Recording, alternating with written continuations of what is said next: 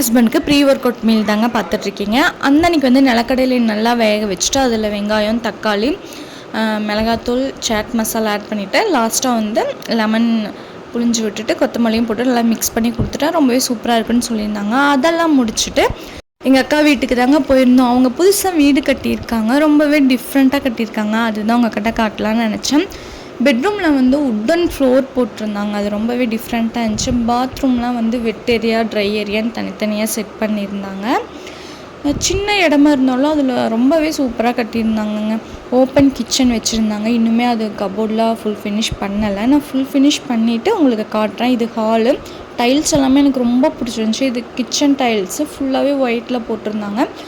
Hall டைல்ஸுமே ரொம்பவே சூப்பராக இருந்துச்சுங்க. வெளியே பார்த்திங்கன்னா ஃபுல்லாகவே கிளாஸ் தாங்க செட் பண்ணியிருந்தாங்க. அதுவுமே நல்லா இருந்துச்சு பார்க்குறக்கு. இப்போ எல்லா வீட்லேயுமே அது மாதிரி தான் போடுறாங்க.